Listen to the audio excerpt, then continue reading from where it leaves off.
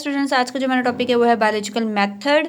तो इसमें कहा गया है कि science is a systemised knowledge. ठीक है, तो सबसे पहले हम देखते हैं कि साइंस क्या होता है। Science is a knowledge we obtain through observation and experiment. ठीक है, साइंस वो नॉलेज है, वो इल्म है जो हम हासिल करते हैं, ऑब्टेन करते हैं थ्रू ऑब्जर्वेशन। हम मुशाहिदा करते हैं, गौर फिक्र करते हैं, एंड एक्सपेरिमेंट। ठीक है, और फिर हम क्या करते हैं, डिफरेंट एक्सपेरिमेंट जो है वो करते हैं कि आया कि जो हम लोग चीज़ें मुशाहिदा कर रहे हैं वो सही है या गलत। जो चीज़ हम ऑब्जर्व कर रहे हैं उसको सही या गलत जो है वो प्रूफ करने के लिए हम डिफरेंट एक्सपेरिमेंट करते हैं। उसके बाद जो नॉलेज हमें मिलती है फिर उसे हम कहेंगे साइंस। और इस वजह से हम साइंस को सिस्टमाइज्ड नॉलेज कहा गया, क्योंकि इसमें जो है वो स्टेप बाय स्टेप जो है वो अप्रोच होती है। स्टेप बाय स्टेप जो है डिफरेंट स्टेप्स आते हैं, जिसके बाद जो है वो नॉलेज जो है वो हम हासिल करते हैं, एंड देन उसे हम साइंस कहते हैं। How, what, why, science is the answer of this question. ठीक है, साइंस के ये जो सारे के सारे हाउ, कैसे, व्हाट, क्या, वाई, क्यों, तो जब हम ये सब चीज़ें सवाल सोचते हैं ना, जब हम इनके जवाब ढूंढते हैं तो फिर जो नॉलेज, जो इल्म हम मिलते हैं, हम उसे कहते हैं ये डेट इज साइंस। ठीक है, like other science, biological science also have of methodology. ठीक है, दूसरी साइंस जैसे फिजिक्स होगी, केमिस्ट्री होगी, मैथ, तो इसमें इन्हीं की तरह बायोलॉजिकल साइंस में भी डिफरेंट मेथड जो हम पढ़ते हैं। It is based on experimental inquiry. Observation क्या होती है, तो साइंस में फर्स्ट स्टेप हमारे पास होता है ऑब्जर्वेशन। ठीक है, observation are made with 5 senses. ठीक है, हमें पता है 5 सेंस हमारे होते हैं, vision, hearing, smell, taste and touch. ठीक है, इनके ज़रिए जो है हम डिफरेंट चीज़ों को ऑब्जर्व करते हैं। ठीक है, विजन हम चीज़ों को सुनते हैं, चिड़ियों की आवाज़ कैसी है, कौवों की आवाज़ कैसी है। ठीक है, सॉरी, देखते हैं हम विजन के ज़रिए। ठीक है, एंड देन हेयरिंग सुनते हैं, डिफरेंट अपनी जो है इन्वायरमेंट में साउंड्स को हम जो है वो हेयरिंग के ज़रिए सुनते हैं। स्मेल हम जो है वो महसूस कर सकते हैं कि ये चीज़, इसके अंदर जो है वो स्मेल अच्छी आ रही है, ये चीज़ ख़राब है या नहीं है। ठीक है, टेस्ट करके भी हम देखते हैं, एंड टच और हाथ लगा के देखते हैं, जैसे चूहे के पौधों के हाथ लगाएं तो वो जो है वो सुकड़ जाते हैं। तो ये सारे के सारे ठीक है 5 सेंसेस हमारे, इनके ज़रिए जो हम चीज़ों को ऑब्जर्व करते हैं अपनी प्लेनेट अर्थ में, depending upon their function ability. ठीक है, अब ऐसा नहीं है कि हमने जो है वो चीज़ें देखनी है तो उसके लिए हमारी हेयरिंग भी इंपॉर्टेंट है, ऐसा नहीं है। हम जो है ज़रूरी नहीं है कि हम 5 सेंसेस को इस्तेमाल करें, हम सिर्फ देखने के लिए विज़न ही कर सकते हैं, या फिर स्मेल के लिए हमारे पास देखना ज़रूरी है। हम स्मेल करके, आंखें बंद करके भी स्मेल करें तो हमें चीज़ का अंदाज़ा हो सकता है कि वो ठीक है या गलत है, ख़राब है या सही है। ठीक है, उसके बाद टाइप ऑफ ऑब्जर्वेशन है हमारे पास, जो है वो 2 टाइप्स की ऑब्जर्वेशन है, quantitative observation and qualitative observation. ठीक है, क्वांटिटेटिव ऑब्जर्वेशन, ठीक है, मिकदार, एंड क्वालिटेटिव ऑब्जर्वेशन मयार। इंपॉर्टेंट शॉर्ट क्वेश्चन है, ये डिफरेंस पूछा जाता है। It is more accurate. ठीक है, क्वांटिटेटिव ऑब्जर्वेशन ज़्यादा एक्यूरेट, ज़्यादा सही होती है, जबकि क्वालिटेटिव ऑब्जर्वेशन इतनी एक्यूरेट नहीं होती, लेस एक्यूरेट होती है। It is variable. ठीक है, ये चेंजेबल है, जबकि क्वालिटेटिव ऑब्जर्वेशन इनवेरिएबल है। It have measurable. Quantitative observation जो है वो हम उसे मैयर कर सकते हैं, जबकि क्वालिटेटिव ऑब्जर्वेशन को हम मैयर नहीं कर सकते। Record in term of numbers. ठीक है, हम क्वांटिटेटिव ऑब्जर्वेशन को नंबर की फॉर्म में रिकॉर्ड करते हैं।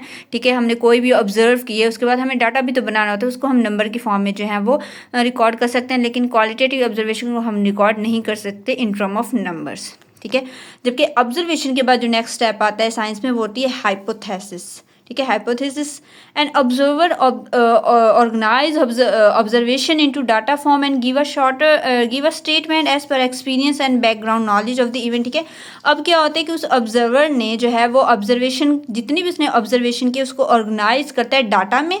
ठीक है, उसके बाद वो एक स्टेटमेंट बनाता है, जो जो उसने ऑब्जर्वेशन की उसको एक स्टेटमेंट, एक लाइन में जो है वो उसके बाद वो उससे रिटर्न करता है, एंड एज पर एक्सपीरियंस, जितना उसने एक्सपीरियंस किया या फिर उस इवेंट का जो बैकग्राउंड नॉलेज कितनी थी, वो सारी की सारी कौन सा वो स्टेटमेंट में जो है वो ऑब्जर्वेशन को ऑर्गेनाइज करते हैं, और उस स्टेटमेंट को जो है हम हाइपोथेसिस कहते हैं। और ये भी कह रहे हैं कि hypothesis is tentative explanation observation. ठीक है, हाइपोथेसिस क्या होती है, ख्याली एक्सप्लेनेशन होती है ऑब्जर्वेशन की, ये इतनी एक्यूरेट नहीं होती, सही नहीं होती है, ख्याली होती है।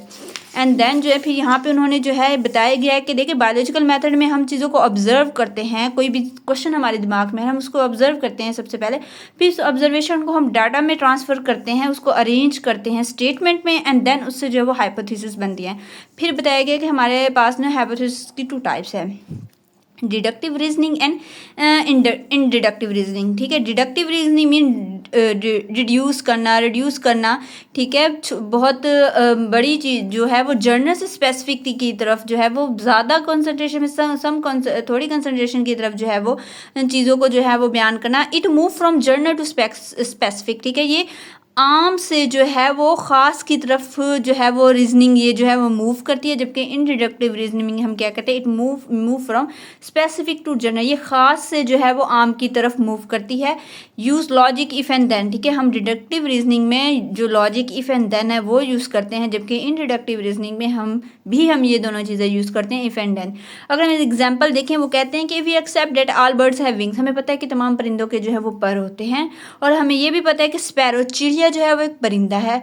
फिर हम ये सोचेंगे, हमने देन, ठीक है, यहाँ पे इफ़ का यूज़ हुआ है, then we conclude that sparrow have wings, तब हम ये सोचेंगे कि कंक्लूड करेंगे, नतीजा निकालेंगे कि स्पैरो के भी फिर विंग्स होंगे। अगर तमाम परिंदों के विंग्स हैं और स्पैरो जो है वो एक परिंदा है, चिड़िया एक परिंदा है, तो फिर चिड़िया के भी चिड़िया के भी फिर पर होंगे। सो इसमें क्या हो रहा है, ऑल बर्ड्स से जो है हम एक स्पैरो की तरफ जा रहे हैं, जर्नल से हम स्पेसिफिक की तरफ जा रहे हैं, तो हम इसे डिडक्टिव रीजनिंग कहेंगे।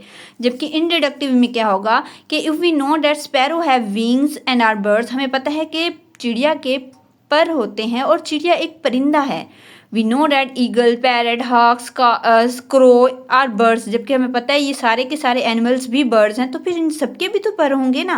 Then we conclude draw conclusion that all birds have wing, तो तमाम परिंदों के फिर पर होंगे, ठीक है। फिर यहाँ पे क्या हो रहा है, हम एक स्पेसिफिक स्पैरो से हम ऑल बर्ड्स की तरफ जा रहे हैं, तो हम स्पेसिफिक से जनरल की तरफ जो है वो मूव कर रहे हैं। तो ये इसमें जो ये इसे हम इन डिडक्टिव रीजनिंग कहेंगे, इसे हम स्पेसिफिक से जो है वो जनरल की तरफ मूव करते हैं। फिर जो है एग्जाम्पल नंबर 2 है, वो कह रहे हैं कि if all green plants require sunlight for synthesis, हमें पता है कि ग्रीन प्लांट्स में क्लोरोफिल होता है, जिसके अंदर जो है वो फोटोसिंथेसिस पिगमेंट्स होते हैं, जिसके ज़रिए जो है वो फोटोसिंथेसिस होती है, फोटोसिंथेसिस के लिए सनलाइट रिक्वायर है।